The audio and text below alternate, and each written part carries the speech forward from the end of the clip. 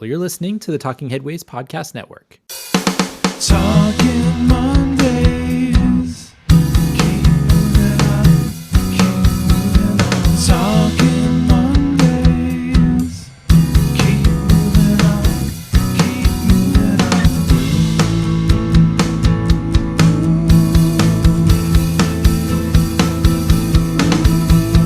Talking Mondays. Keep moving on. Keep moving on. Happy Monday. This is Mondays at the Overhead Wire, sponsored by our generous Patreon supporters. I'm Jeff Wood, your host, and joined by... David Edmondson, the Greater Marin. Yeah, that's right. How are you? How is everything going? I am good. It's finally cold here in Washington, D.C. Yeah. After a nice 70s degrees. I'm coming to you from inside my parked car.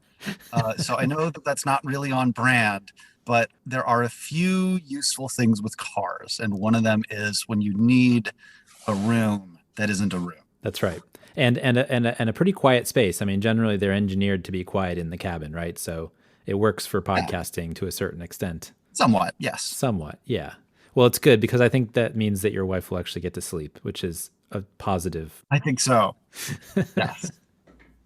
Well, how's everything going? How's the Greater Marin? So Marin County itself is doing fabulously. There's a few hundred new homes that are being proposed as part of Builder's Remedy. No, SB 35 planning in San Rafael, up to like 8 stories tall. So that's really exciting. Low parking ratios too. It's just fabulous. In the Greater Marin, we are doing wonderfully. I've been working up in Frederick now for a while, and there's good things happening there. All is good, if I got to be honest.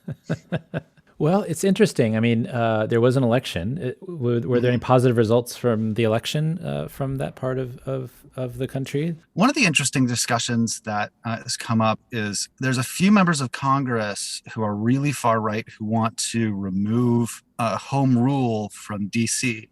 So at the moment, for those of you who don't know, I live in D.C. and the District of Columbia can elect its own mayor, its own council, it can pass its own laws, but ultimately all of that is through Congress. So Congress has final veto power over laws and so on that are passed, and also final veto power over the budget. And if it wanted to, it could revoke home rule, which is how we can do that since the 70s. So that's been a bit of a discussion. Alyssa Silverman, she is a progressive member of the local council, and she lost her race, which was a bit of a surprise. She lost to Kenyon McDuffie, who is a bit more centrist.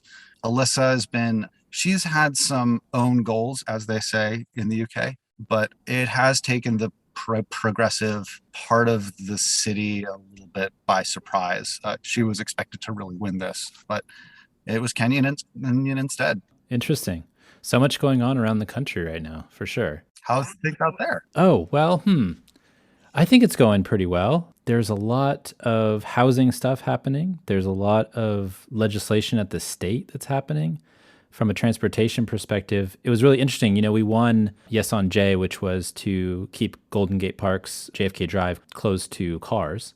And what was interesting about that specifically, and I mentioned this in my newsletter, was, and I think Scott Wiener, basically said this, was they went the vote route instead of the CEQA route, because Scott had written legislation that said these types of changes aren't governable by CEQA, which is the California Environmental Quality Act. So all these, transit projects and bike projects and stuff in the past have been something that folks have litigated to death, but now you can't litigate them to death. So they put it to a public vote, and the public vote just kind of blew away the opposition to closing JFK Drive, which was really fascinating, and the Great Highway as well.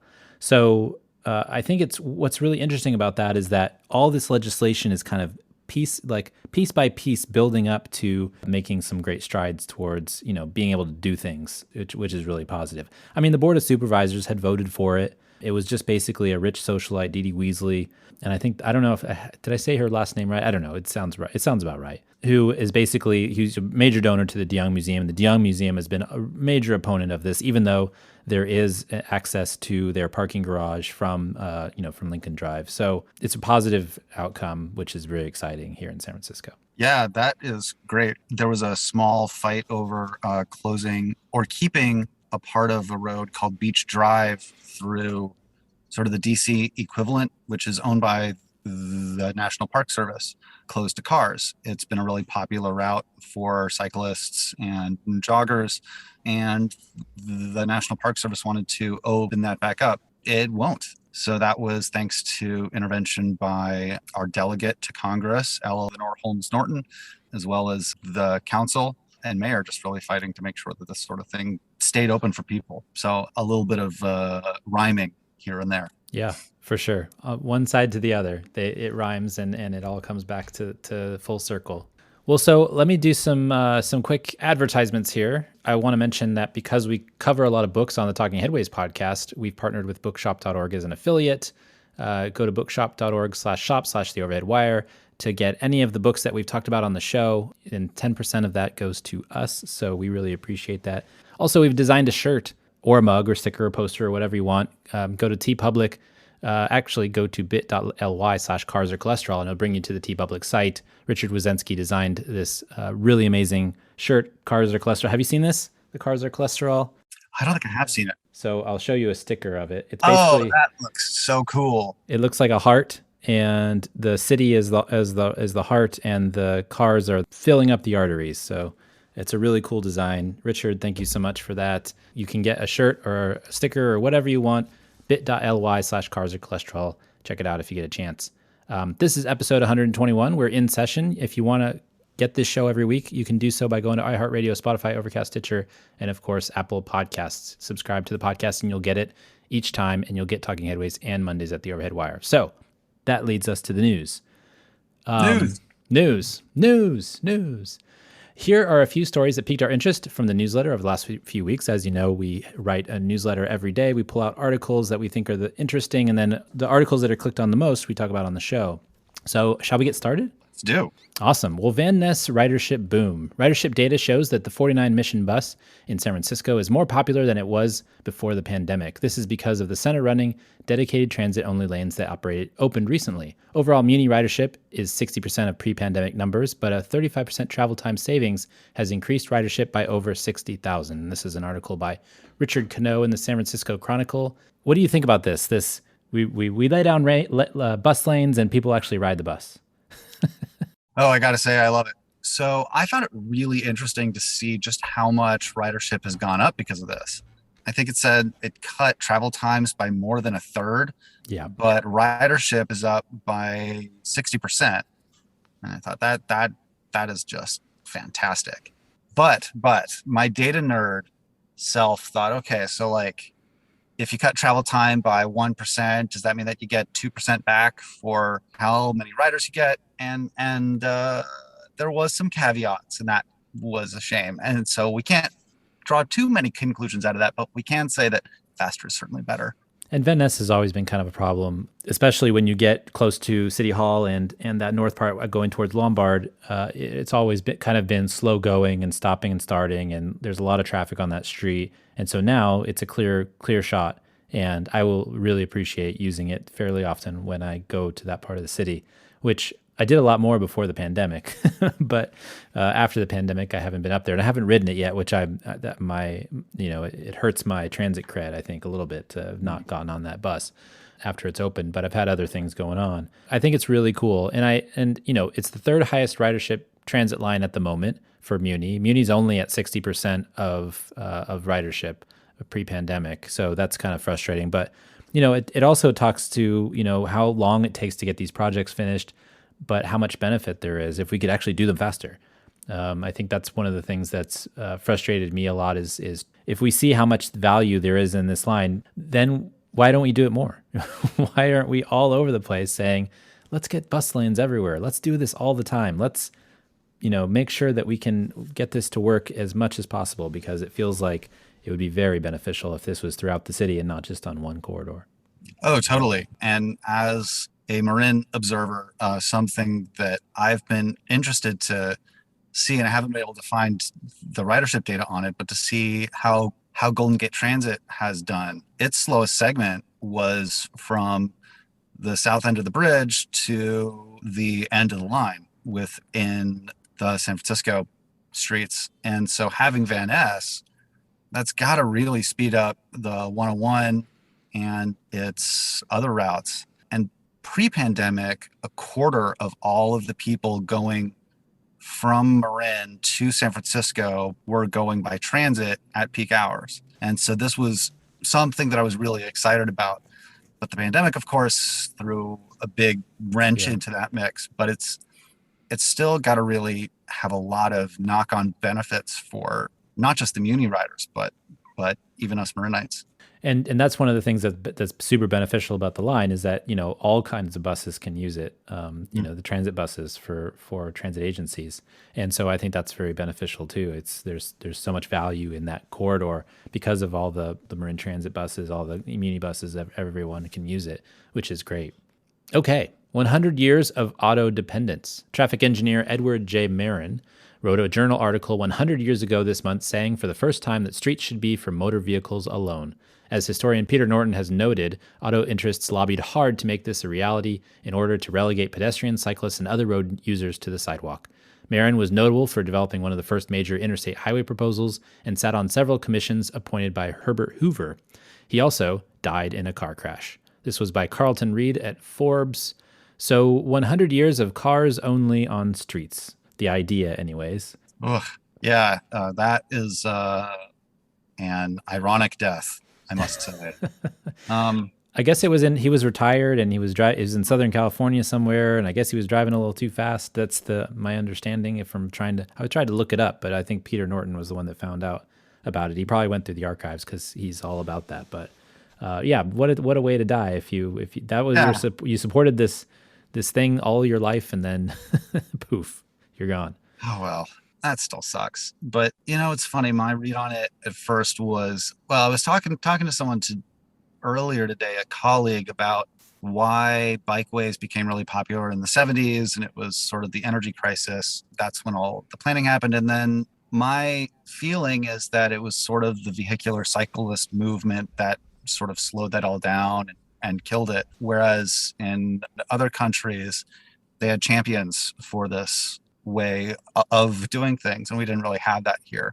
And it's interesting for driving that we had a champion for driving who really was the guy that made this happen and who was all about a newfangled thing, and he was the one that could make it happen. And the history always gets me too, like just the what ifs of how this all goes. And also this will play into a little bit of our article that we'll be talking about. But yeah, what do you think? I thought it was really interesting. First off, I'm really fascinated that this person was somewhat unknown for a while. I mean, he was known, but I think the fact that he wrote this article that was the first kind of declaration of, motordom's ascent. I'm really impressed with Peter Norton going into the archives and finding out who this person actually was. The other thing is that basically it tells me how much we focus on things that rich people want, I guess. Because the rich people were the ones with the cars, right? They were the ones that had access to automobiles.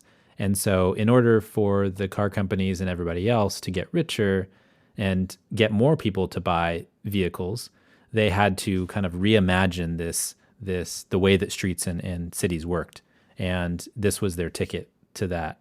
And so the lobbying, just how it started out and how kind of de-emphasized the other modes of transportation became after this happened and after more people started buying cars and everything else. And I feel like your discussion about champions is really interesting because I feel like that's the way that things go even now, where the electric car movement is a big movement, and it's kind of it's almost like an inertia thing from this initial discussion, right, of motordom. And, we could be giving people tax rebates for electric bikes and other non-2-ton vehicle, conveyances, but we decide to continue to go with the rich person's toy, the Tesla, the other things where we give people a $7,500 rebate or tax break basically, whereas you could do this for so much cheaper for bicycles, e-bikes, e-scooters, all those things, but it ends up going to the top, which is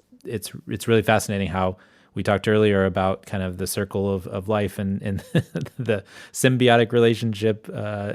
Things come around again, and this seems to be something that's come around again, and it all started here. Yeah, my dad actually he's in the market for an electric car right now. One of the really interesting things is that he's having a really hard time just getting someone finding a dealer that has a car. Uh-huh. And I did a calculation for my job about the value of these sorts of EV subsidies, and like 96% of that money goes to people who would be buying the car already. Because I hate to say it, but someone like Elon Musk has been that champion and has brought that into the fore.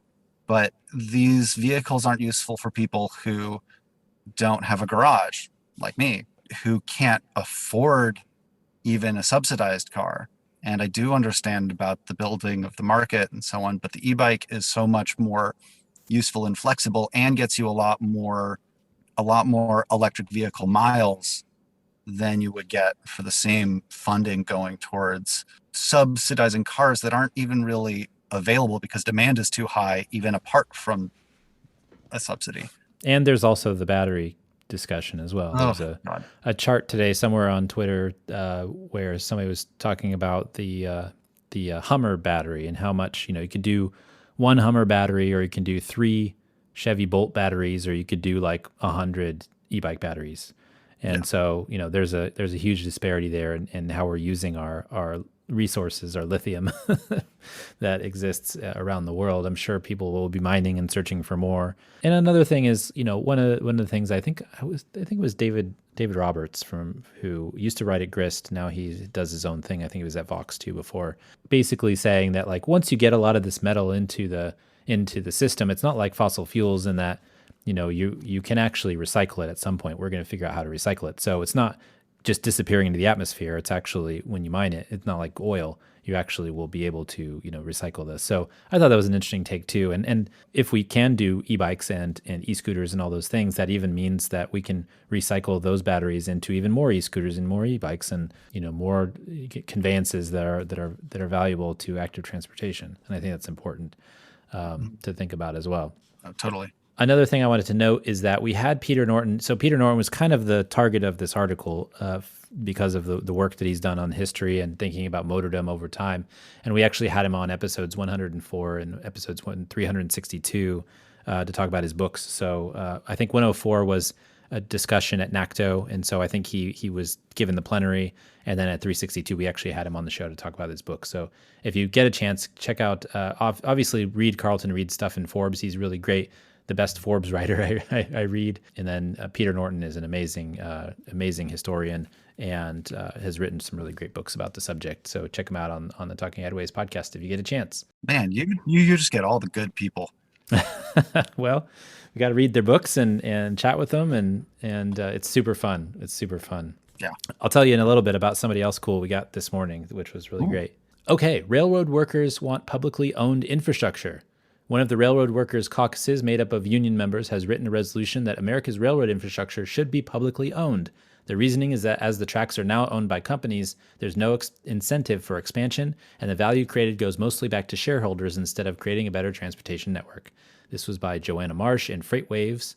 This was really interesting to me, and the reason why is because I've been thinking a lot lately about publicly owned utilities, and whether that's roads or broadband internet or electricity or whatever it is. It just seems like a really interesting argument to say that the railroads shouldn't own the railroad infrastructure. They should just operate the services, and they should operate the trains, but not build the railroads or maintain the railroads or anything like that. I was wondering what you thought about this. I thought that it was a really interesting concept.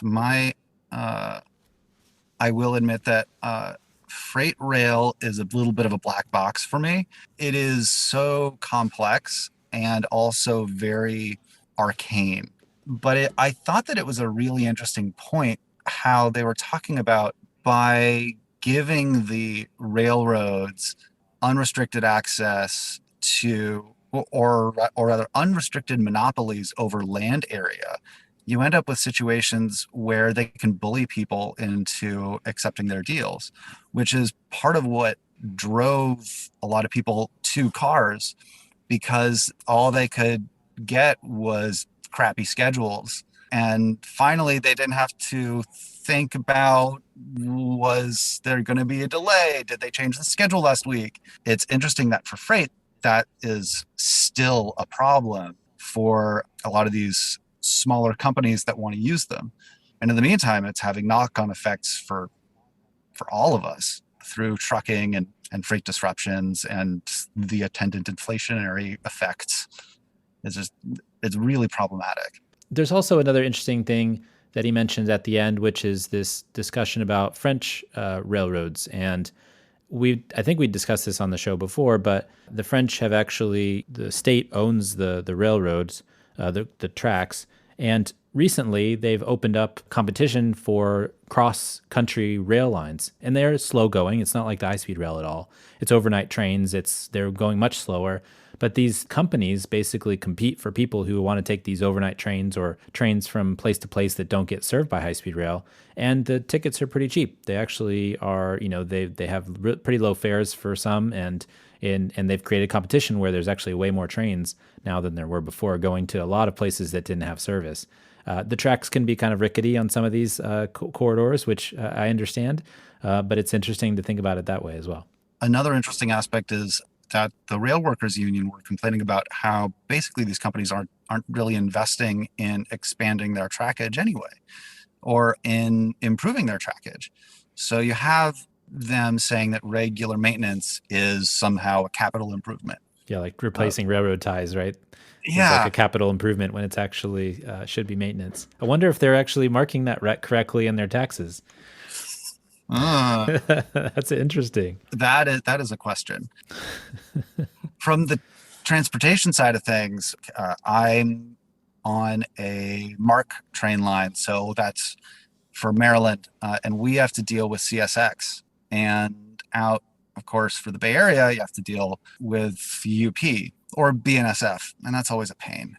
It seems like it's always about pulling teeth to try to get anything from these companies who function a little bit like the guardians of space, and they're afraid to give up any control. Even when they do, they ask for an arm and a leg for it. Especially if you're asking them for some commuter rail right of way or things along those lines. Yeah, exactly. I was just in Miami and I got to ride the Brightline train, and apparently Brightline bought the corridor, the FEC corridor, the Florida East Coast corridor, and then they sold it to a conglomerate company who basically, as part of the deal for selling it, they said that they would have free right-of-way on the track. And so I guess, capital value created from these lines is pretty crazy. It's interesting to think about who owns the lines, right? There's a lot of these lines that are actually just like that, where some conglomerate owns them and sets trackage rates and all that stuff. And then, how that affects passenger rail. And so in this instance, the passenger rail company bought it, and then to raise capital to build their expansion throughout Florida, they basically sold it back, but got rights to operate on it forever for free, which I think is a pretty good deal. But it's really fascinating to think about how everybody's trying to game the system of leases and rights of way and all this stuff. And I feel like that could be a lesson for things maybe not to do, but I'm not sure. Yeah, I think if we were going in the direction of nationalizing the track, you would need to have a national dispatch system too. One of the things that CSX, for instance, really wants to have is the flexibility to just run a train whenever they want to.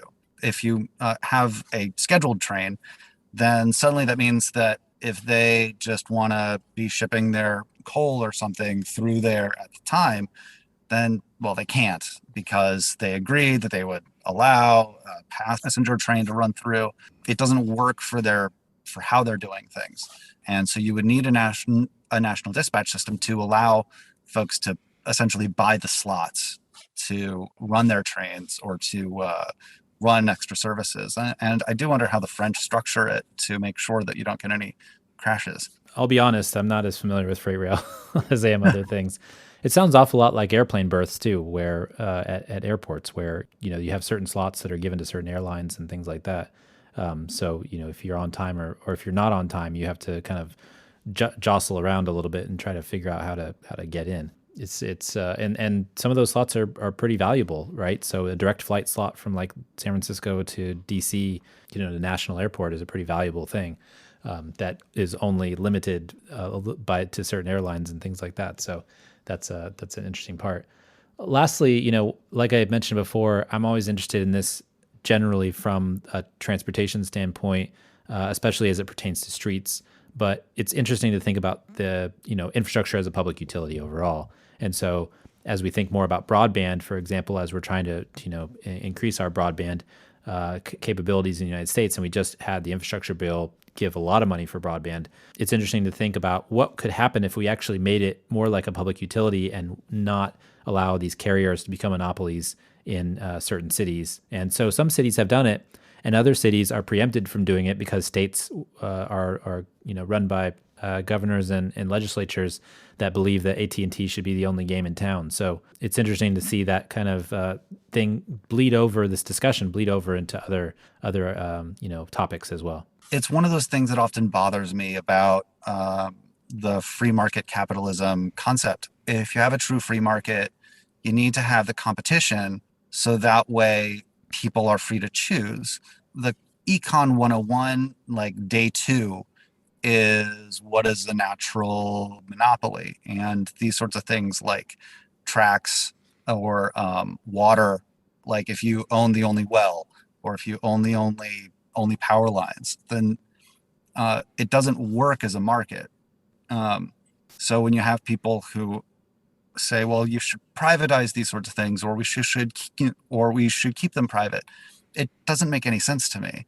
That's not free marketism. That's just sort of it's monopoly. it's corporatism. Monopoly. Yeah. And exactly. And we're having these discussions about Twitter versus Mastodon now, right? And so this walled garden, as it were, right? And so you have this on the internet as well with Facebooks and the Twitters and Googles and whatnot.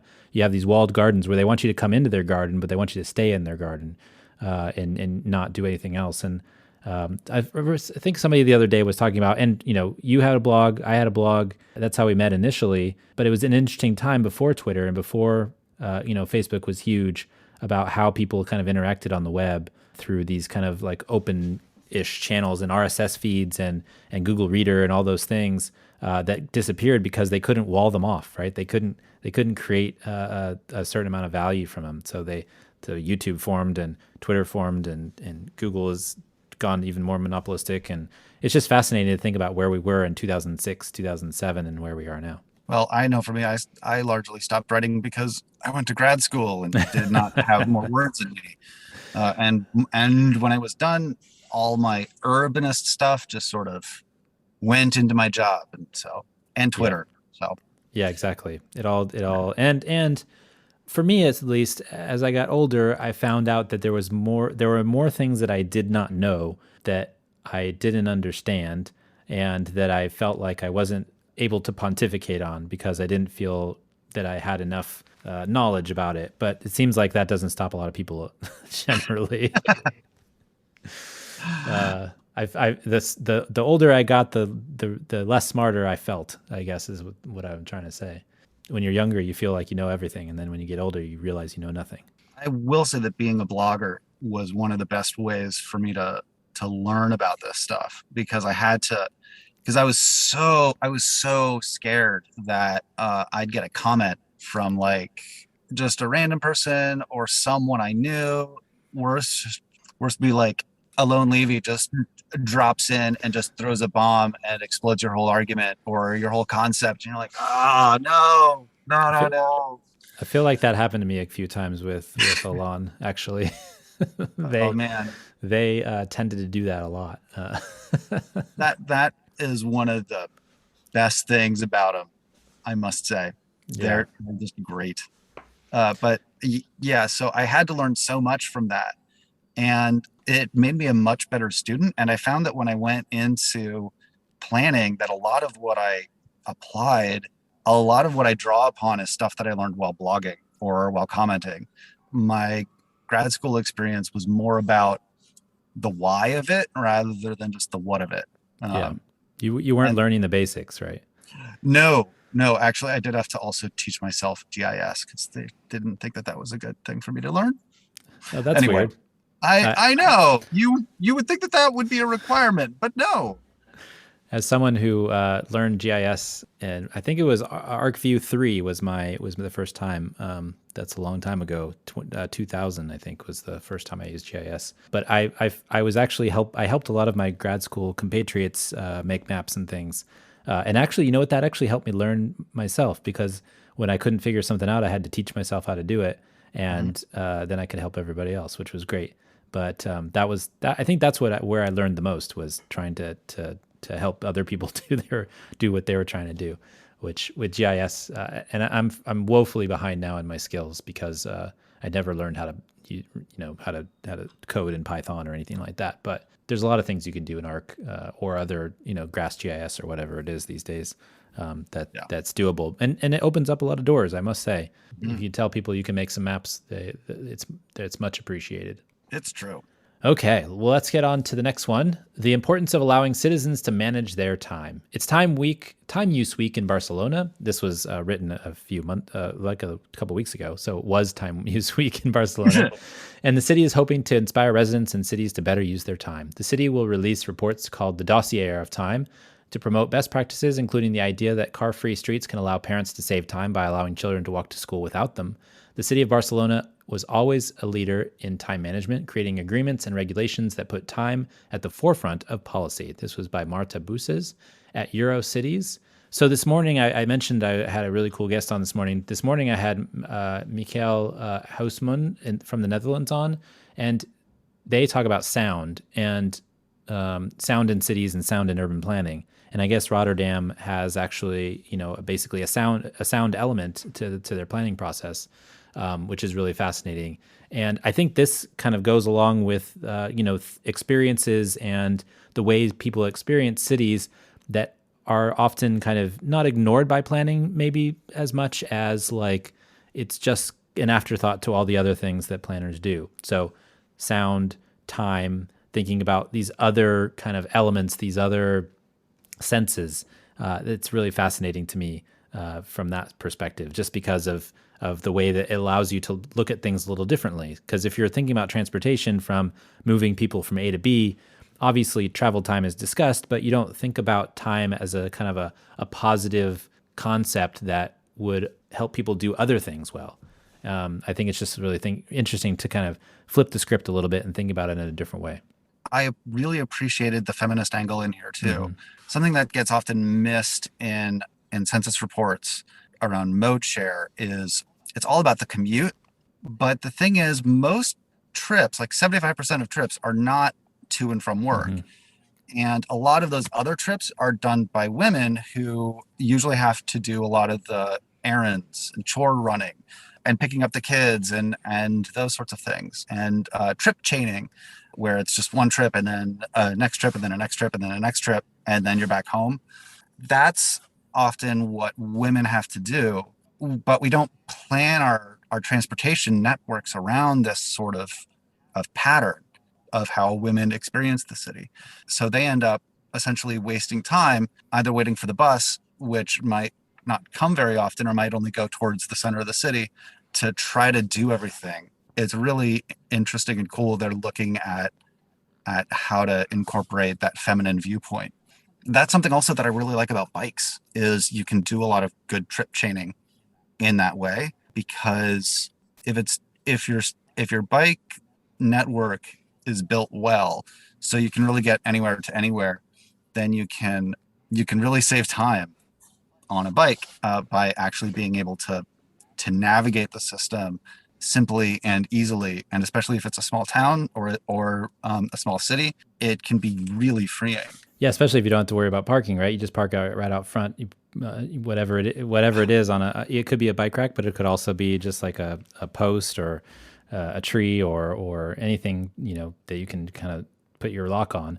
And so I notice that too in the mission when I go biking and try to run some errands and things like that. In the past, I haven't been biking recently, unfortunately, but I've been taking the bus and walking. When you do that, you can actually just kind of stop off in places and you kind of hop off your bike and you're there. And I think that's really appealing for a lot of folks in terms of time, because usually what happens is if you're driving your car, you're circling around the block a number of times. You can't find parking, even if the meters are set to Donald Shoup style. You just you just have it takes that extra time to find a spot to put your metal vehicle, and the bike is just so much more efficient in that way. And getting between places, cutting on a block that might be a one-way street or something along those lines, it's easy that way too. So really fascinating to think about it that way. That's something that is going to be a real hindrance to, I think, the central subway that just opened up in San Francisco, is that it takes so long to access because it's so deep, and that diminishes the usefulness of it.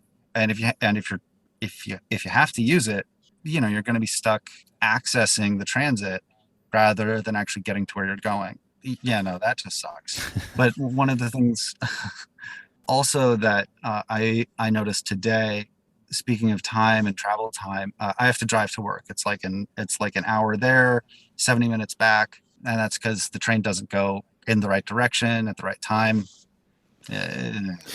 But I realized that I had stuff that I wanted to do on my way home, but it would be impossible, of course, because I have to conduct myself home. I need to risk my life just to get home, and it's all wasted time.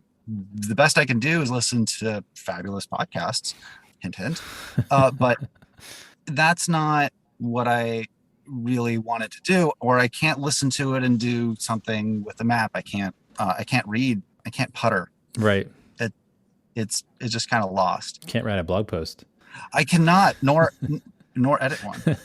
It was really nice always to take the train into Oakland when I worked there, and had about it's not a long trip from my 24th Street mission to 12th Street Oakland. It was about 18 minutes tops, but that 18 minutes was pretty generally productive. I listened to podcasts, or I'd write something or think about things. But if I was driving across the bridge, you'd have to deal with the bridge traffic, trying to get not run into people as you're merging. On the other side, there's a little couple of tricky turns and things like that. Then you got to park. There was a huge difference in my quality of life between. I didn't drive very much, maybe like once or twice, maybe once a month. But most of the time, it was taking the train, and that was the best thing to do, especially from a time perspective, because you just were able to do so many other things. And I think people are finding that with the pandemic too, right? If you don't have a commute at all, you use that time in other ways. And I think there was I can't remember if it was the New York Fed or San Francisco Fed, but one of the Feds wrote a report on what people did with their time. And a lot of folks did other things, obviously. They slept, or they spent more time with their family, or they got the work done during that time, but then they had an extra hour later in the day to do something else, right? So they still worked their 8 hours, but then they had extra time to do other things. Like, I think a lot of us would sleep if we're working. I see. I definitely appreciate that. As soon as I started working from home, I was actually started sleeping more. I actually felt much better in health-wise just from that, because feel like, I think I mentioned this on the show before, but I think I'm a little phase shift where I'm not a morning person and I'm a night owl. So waking up for those 9 o'clock meetings and things like that was not my favorite, and my body just wouldn't wake up. So actually sleeping and getting that sleep that my body was asking for was actually health promoting, which I think a lot of folks would find if they actually did that. And I think if we had that for more folks, we might have better health outcomes in the country overall. Sleep is so important. Oh, totally. And yes, I would probably, so I sleep in now. So where I work, sort of an old German farm town. So people get started at like 7 a.m., which means that you really have to be at work by 8 a.m., which, given the hour's drive, that means that I have to be up at like 6:30. And I am a night owl too. Yeah. So I would sleep on the train heading up there if I had a train. And as it stands, I do get to sleep, and I get to spend a lot more time with my wife. I get to spend time with friends, and I I just have a much better balance in my life because of how I'm able to structure my time when I get to work from home. Yeah, for sure. Okay. The deputy general manager of Shenzhen's bus group, Hali Lau, discussed how the city went to 100% electric buses and taxis. What's interesting are some of the changes they needed to make two routes because of the electric grid and changing infrastructure needs. Also, bus ridership is down 40% due to more people taking the metro. And this was in Smart Cities World. I found this interesting just because I think that we don't talk about China a lot as it pertains to infrastructure and electrification. I mean, we do, but I saw a piece in the paper. I can't remember which paper it was, but the other day, and it was some Nordic country, and they're like the first country to electrify the first city to electrify its transportation. It might have been Oslo, and I was like, no, Shenzhen's already done that. They already did their buses and taxis. And so I think there's somewhat of a Eurocentric viewpoint sometimes that we have, and just reading this and thinking about how they did it is really fascinating. And the biggest problem for them apparently was the infrastructure and charging infrastructure, because obviously you're not going back to a bus depot and filling up the gas tank. You actually have to think about how the electricity gets there. There's a whole other structure for bus depots. And when you think about electrification, you have to feed a whole ton more power than you would otherwise.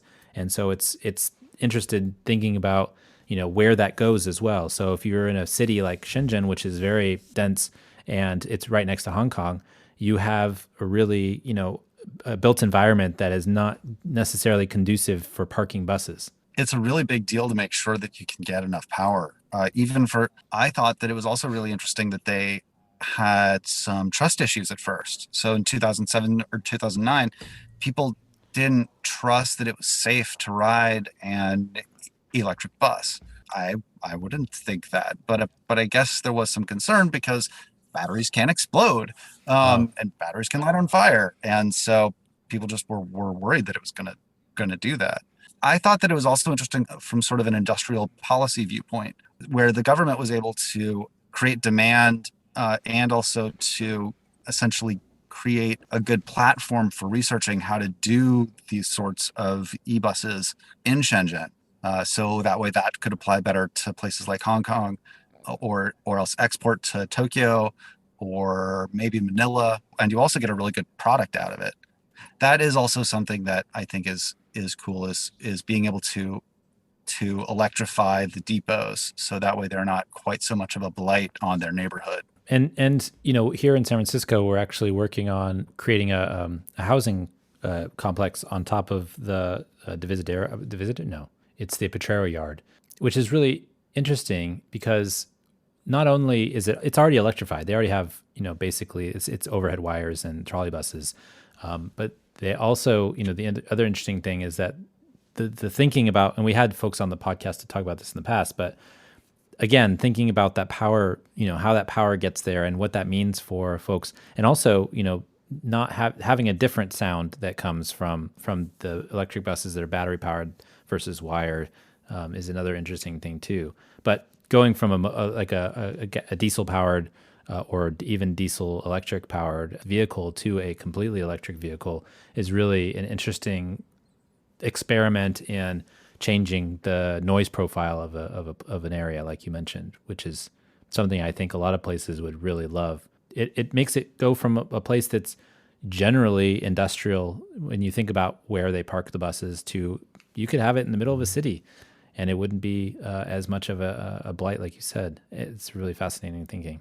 In DC, there's one of the major yards is right in a low-income neighborhood, and one of the issues they have is a lot higher rates of lung issues and like asthma, and that's just because of all of the fumes. And if it's done right, I could see it being a real environmental justice, a positive way to go. I do hope that cities invest time to make this happen, even though it will be fairly disruptive and take a long time, just because of how our funding structures work. We don't have a central government that's telling us you must buy 5,000 buses in 3 years from this company that's from BYD, which is a electric bus company in China.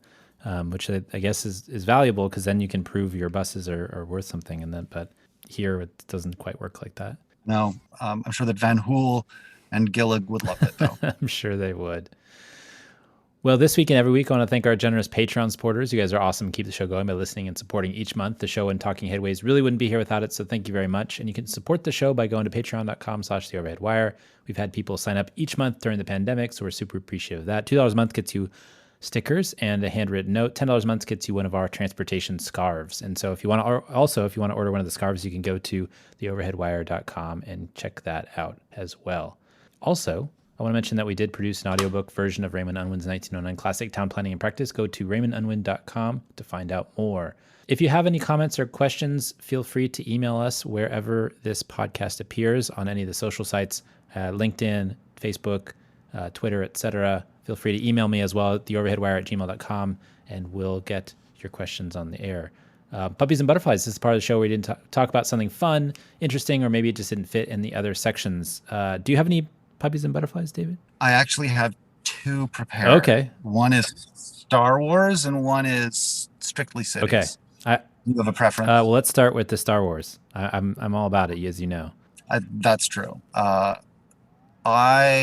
am reminded again. So I've been watching Andor, which is a great show for any fan of dramas, not sci-fi, dramas. It's just really good and really fun. It's probably the best cyberpunk show I've seen as well. Oh, interesting. But the cityscapes are fabulous.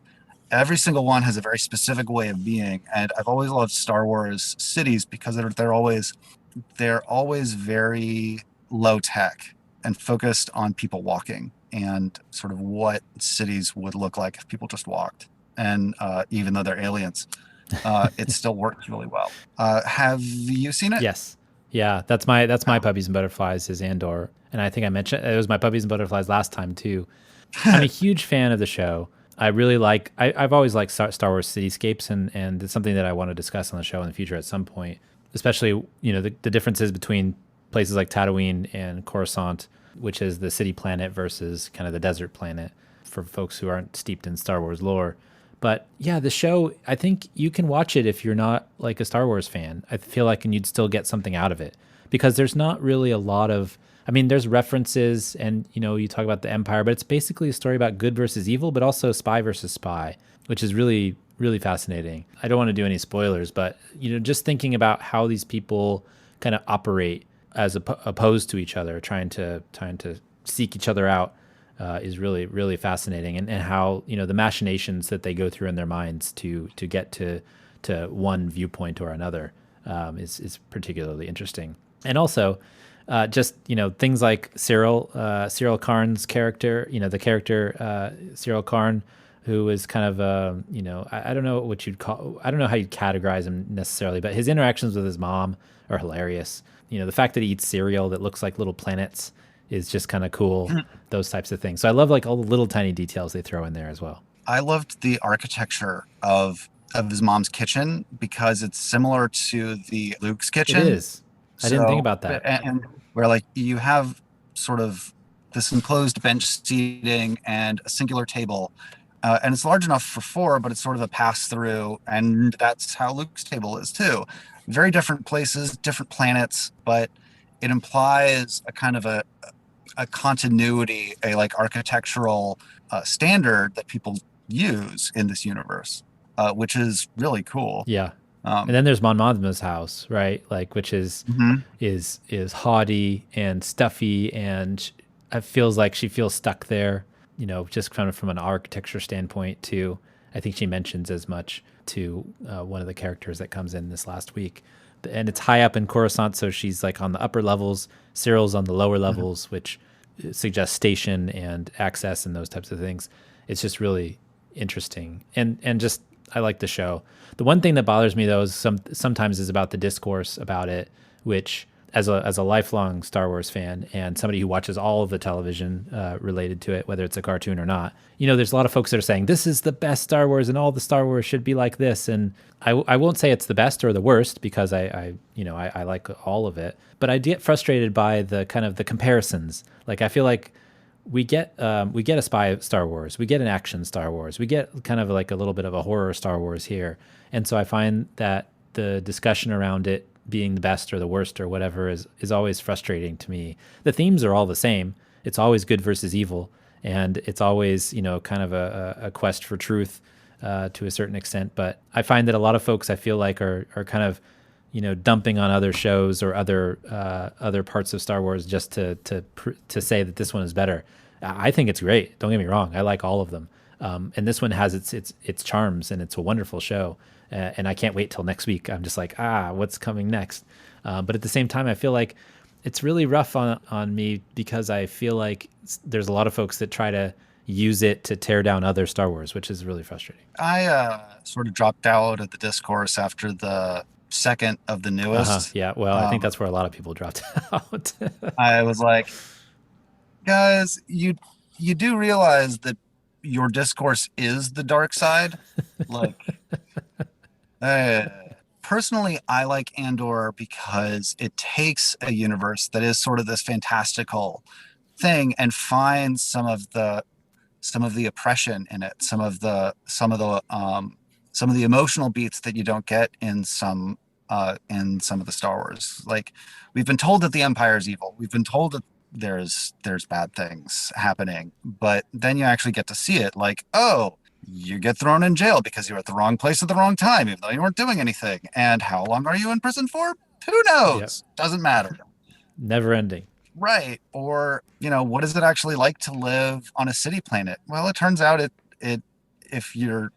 might be interesting, but it's also sort of like you're just feeling like you live in a hole in a wall that goes down to infinity, and you're just sort of one more cog in the machine. And that's why I think of it as like a cyberpunk show, because cyberpunk is all about the like oppression of the underclass by the overclass, and you get such a feeling of that just crushing weight of paranoia and suspicion. Yeah. It does show. It does show. One of the things I've seen people talk about the most is that it does show the Empire as a competent foe, whereas other parts of Star Wars show them as bumbling idiots. And how did they get to that point if they are bumbling idiots? I mean, the Emperor's always been competent in his evil, but on the other end of the spectrum is the stormtroopers can't shoot and those types of things. But here you have the ISB, and you have that kind of methodical thinking about how things work and how to get from A to B, and track down whatever you're trying to track down. And so I think that's fascinating too. And the oppression, the boot of the Empire on your throat, is really increased in this show. It actually shows why there was a rebellion. I mean, there's there's a reason why the rebels pushed back, and it's because you got thrown in these infinite jails, or somebody used this really, really horrific torture device to get you to talk. And right. I won't go into too much detail, but it's visceral and it's real. It feels, you think about what they tell you, that sound is going to be. They don't play you the sound, but they tell you what it is, and you can feel it already just through the actor's face. And I think that that's incredible.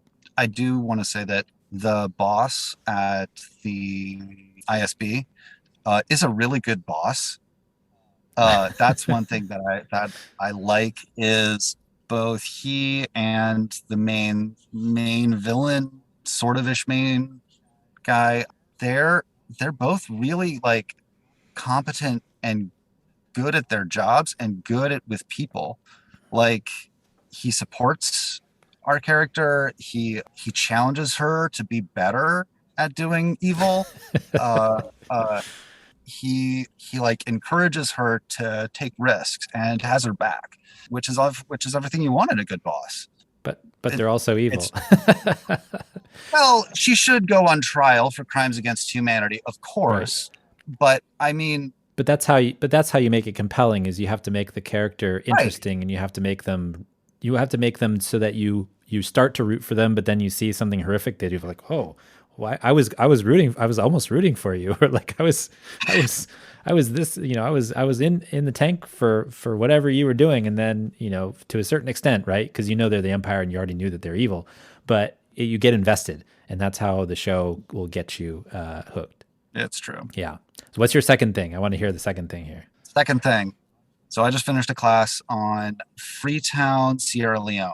It was a brief thing, or it was a MOOC. So like it was all online. As our final project, we were supposed to look at one of the neighborhoods. So Freetown, for those of you who don't know, it's in West Africa. It's the capital. It's got about 1.5 million people.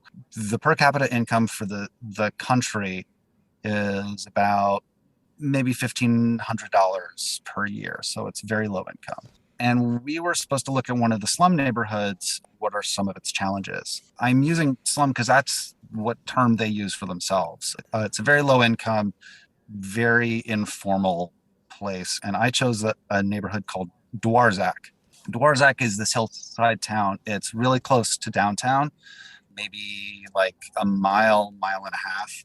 But it blew up in the 80s. And as you get higher up into the hills, the poorer it gets, because there are no paved roads, there are no paved steps. It's dirt paths. That means that when it rains, and it's a tropical area, so it rains a lot, you get mudslides, you get mud tracks, and usually, again, women have to be the ones to navigate this, to get water, get food.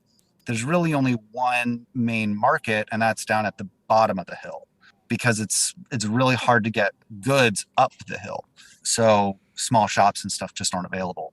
I realized as I was looking into this and trying to identify some of the transportation challenges and how you would sort of start here to try to upgrade transportation systems, is that being from Marin, again, I have an interesting example of Sausalito, which is another very steep hillside town, but very, very wealthy. And how did they do it? How do they structure things? And if you've never been to Sausalito, when you're driving up the hillside into these like fabulous mansions, eventually you start to feel a little bit like you're on the edge of a cliff. And then as you get to the top, you almost like want to like step back, because you're so high up and it's so steep, but you can still drive and it's still really wealthy. I was really interested in seeing how like Dwarzak will probably end up being one of the more interesting and wealthier neighborhoods because of its location close to town. But how does it get from dirt tracks to paved roads, Sausalito? And what are some of the other steps through there? So I also got to look at some of the hill towns in Colombia. How does Medellin do it? They're 10 times wealthier, just to give you a sense of how poor Sierra Leone is. It's a wealthy country comparison. It was just really cool to see. The University College of London, as well as the local university, partner up to often lead trips down to do public engagement and listening sessions and develop plans to help to build up these areas. I'm really looking forward to learning more about it too. Yeah, it sounds really fascinating. I'm curious how, how a place like that doesn't just get, basically become a big displacement problem, because if it does give you a view, right, the views are valuable. So when you do put the infrastructure in, is everybody that's in the slum going to get just kind of kicked out? So there's a lot of challenges to figuring out how to do upgrades without basically keeping it poor by keeping it crappy. Yeah. Oftentimes what you need to do is make sure that you give legal title and give people firm ownership of land.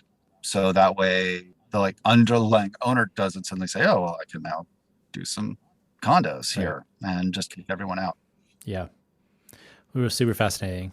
We'll have to have you back and let us know how it turns out. Sure. Well, David, where can folks find you online, if you want to be found, I should say? I am on Twitter at the Greater Marin.